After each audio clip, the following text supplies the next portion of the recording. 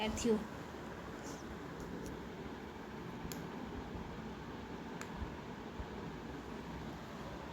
Dear विद्यार्थियों, ईसा पूर्व छठी शताब्दी भारतीय इतिहास का एक महत्वपूर्ण परिवर्तन काल माना जाता है। इस समय भारत की राजनीतिक व्यवस्था में बड़े बदलाव देखने को मिले। वैदिक काल के छोटे छोटे जनों और कबीलों का विकास होकर शक्तिशाली महाजनपदों के रूप में हुआ। उत्तर भारत, विशेषकर गंगा घाटी क्षेत्र में अनेक स्वतंत्र राज्य एवं गणराज्य स्थापित हो चुके थे, जिनके बीच सत्ता विस्तार और प्रभुत्व के लिए निरंतर संघर्ष चलता रहा। इस काल में कुल 16 महाजनपदों का उल्लेख मिलता है, जिनमें मगध, कौशल, वत्स और अवंती सबसे शक्तिशाली थे।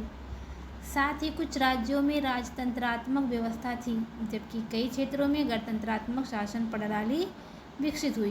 राजनीतिक प्रतिस्पर्धा, आर्थिक उन्नति, नगरों के विकास तथा लोहे के बढ़ते उपयोग ने इस युग को अत्यंत गतिशील बना दिया। इसी राजनीतिक समाज एवं सामाजिक परिवेश में आगे चलकर गौतम बुद्ध और महावीर जैसे महान धार्मिक सुधारकों का उदय हुआ, जिन्हें भारतीय समाज और संस्कृति को नई दिशा प्रदान की।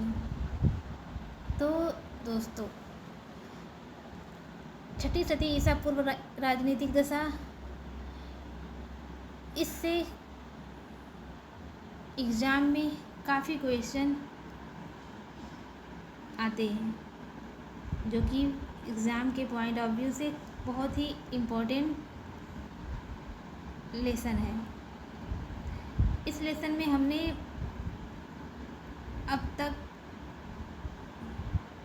14th क्वेश्चन को पढ़ लिया था। अब हम क्वेश्चन नंबर 15 से पढ़ना प्रारंभ करेंगे और अपनी इस सीरीज़ को कंटिन्यू करते हैं। तो चलिए, स्क्रीन पर 15वां क्वेश्चन है। अजातशत्रु के वंश का नाम क्या था? ए. मौर्य वंश, बी. हर्यक वंश, सी. नंद वंश, डी. गुप्त वंश। तो इसका सही उत्तर क्या होगा? जल्दी जल्दी आंसर दीजिए। तो इसका सही उत्तर होगा ऑप्शन बी, हर्यक वंश। ये देखिए, ये काफ़ी इम्पोर्टेंट है, पूछा गया है।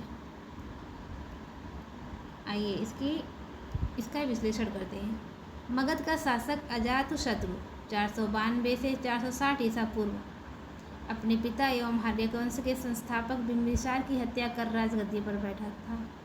इसकी हत्या भी इसके पुत्र उदयन, जो कि कौशाम्बी के वंश राजा उदयन से भिन्न ने कर दी थी। 16वां क्वेश्चन है। 16 महाजनपदों की सूची उपलब्ध है किसमें? महाभारत में, अंगुत्तर निकाय में, छांदोग्य उपनिषद में और टी संयुक्त निकाय में। तो महाभारत में तो उपलब्ध नहीं है, छांदोग्य उपनिषद में भी नहीं है और संयुक्त निकाय में नहीं है। तो इसका सही उत्तर होगा अंगुत्तर निकाय में। ये किसका ग्रंथ है? जल्दी जल्दी बताइए, किस चीज़ का ग्रंथ है? तो बौद्ध का। बौद्ध ग्रंथ अंगुत्तर निकाय में 16 महाजनपदों की सूची उपलब्ध है। ये हैं: 1 अंग, 2 मगध, 3 काशी, 4 कौशल, 5 वज्र, 6 मल्ल, 7 चेदी, 8 वत्स, क्रू, पांचाल, मत्स्य, शूरसेन, अश्मक, अवंती, गांधार एवं कंबोज। इन सभी महाजनपदों में एकमात्र महाजनपद अश्मक दक्षिण भारत में स्थित था। आइए आगे देखते हैं। जैन ग्रंथ भगवती सूत्र में 16 महाजनपदों की सूची मिलती है, किंतु वहाँ इन 16 महाजनपदों के नामों में कुछ भिन्नता पाई जाती है। नेक्स्ट क्वेश्चन है, प्रद्योत कहाँ का राजा था? Option A Kashi, option B Kaushal, option C Magadh, option D Avanti और ऑप्शन ई उपर्युक्त में से कोई नहीं या उपर्युक्त में से एक से अधिक। ये बीपीएससी सीडीपीओ प्री 2018 में पूछा गया है। तो इसका सही उत्तर होगा ऑप्शन डी, अवंती। तो देखते हैं, बुद्ध के समय अवंती के राजा चंडप्रद्योत था। इसकी पुत्री वासवदत्ता से वत्स नरेश उदयन ने विवाह किया था, जिसका उल्लेख भास रचित स्वप्नवास सौदत्ता नामक नाटक में है। मुख्य रूप से आधुनिक मालवा ही प्राचीन काल का अवंती था, जिसके दो भाग थे। उत्तरी अवंती की राजधानी उज्जैनी तथा दक्षिण अवंती की राजधानी माहिष्मती थी। क्वेश्चन नंबर 18 देखते हैं। मगध शासक बिंबिसार का चिकित्सक कौन था? Option A Shilabhadra, option B Vijayasen, option C Jivaka, option D Manu, option E उपर्युक्त में से कोई नहीं, उपर्युक्त में से एक से अधिक। तो इसका सही उत्तर है ऑप्शन सी जीवक। ये बीपीएससी री एग्ज़ाम प्री 2022 में पूछा गया है। आइए इसका विश्लेषण देखते हैं। मगध के शासक बिंबिसार का चिकित्सक जीवक था। बिंबिसार ने उसे अवंती नरेश चंडप्रद्योत के इलाज के लिए भी भेजा था। और नेक्स्ट क्वेश्चन है, नंद वंश के पश्चात मगध पर किस राजवंश ने शासन किया? Option A Maurya, option B Shunga वंश, ऑप्शन सी गुप्त और ऑप्शन डी कुषाण। तो नंद वंश के पश्चात किसने शासक किया था?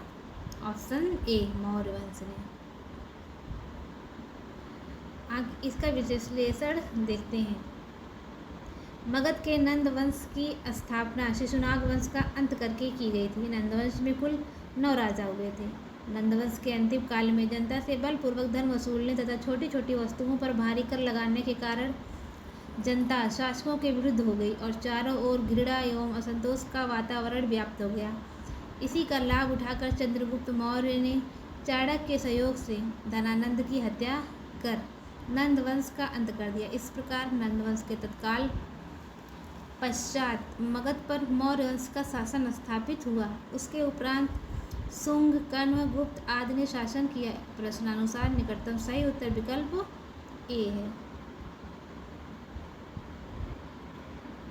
ऑप्शन क्वेश्चन 20, कलिंग नरेश खारवेल का संबंध था किससे? ऑप्शन ए महामेघ वाहन वंश से, ऑप्शन सी बी चेदी वंश से, ऑप्शन सी सातवाहन से और ऑप्शन डी रजभोजक वंश से। ई उपर्युक्त में से कोई नहीं या उपर्युक्त में से एक से अधिक। तो इसका सही उत्तर होगा ऑप्शन ई। तो इसकी एनालिसिस देखते हैं। कलिंग के चेदी राजवंश का संस्थापक महामेघवाहन नामक व्यक्ति था। तो इस वंश का महामेघवाहन वंश भी पड़ गया। इस वंश का सर्वाधिक शक्तिशाली शासक खारवेल हुआ। कौन हुआ? खारवेल।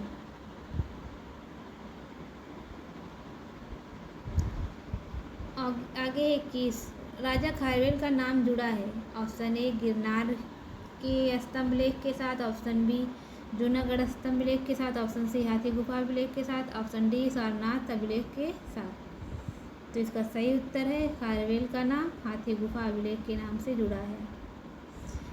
ये बीपीएससी प्री 1999 में पूछा गया था। इसका आगे देखते हैं।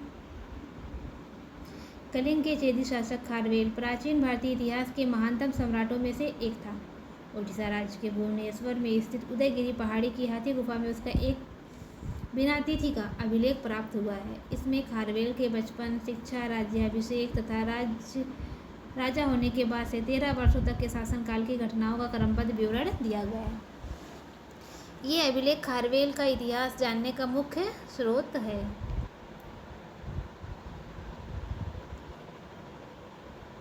क्वेश्चन नंबर 22, बराबर पर्वत श्रृंखला स्थित गोरखगिरी किसके द्वारा विजित की गई? Rajaraja Chola, option B Kharavela, option C Menander, option D Pushyamitra Shunga और ऑप्शन ई उपर्युक्त में से कोई नहीं या उपर्युक्त में से एक से अधिक। तो इसका सही उत्तर होगा ऑप्शन बी खारवेल।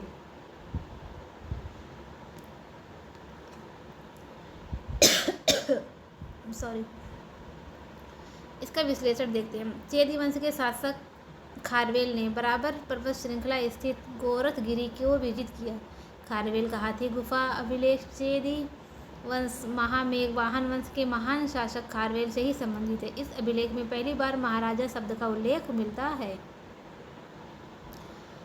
अंग जनपद की राजधानी थी क्या? इसका सही उत्तर होगा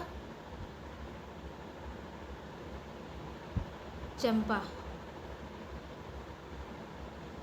option A is right answer. आगे इसका विश्लेषण करते हैं। दक्षिण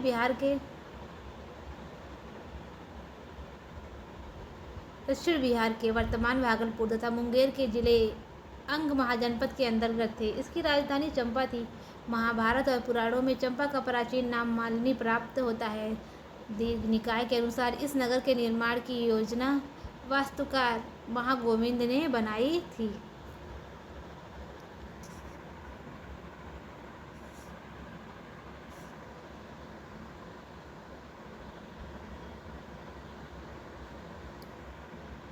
यूनानी आक्रमण है आगे, इसमें बस एक ही क्वेश्चन है तो हम इसको भी पढ़ लेते हैं। निम्नलिखित में से किस मगध का कौन सा राजा सिकंदर महान के समकालीन था? Option A Mahapadmanand, option B Dhananand, option C Shukla, option D Chandragupta Maurya.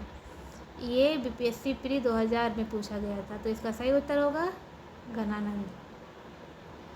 नंद वंश का अंतिम शासक घनानंद था जो सिकंदर का समकालीन था। उसे यूनानी लेखकों ने अग्रमीज कहा है। जोनोफोन उसे बहुत धनाढ्य व्यक्ति बताता है।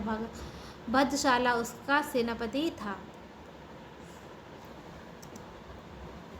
तो प्रिय विद्यार्थियों,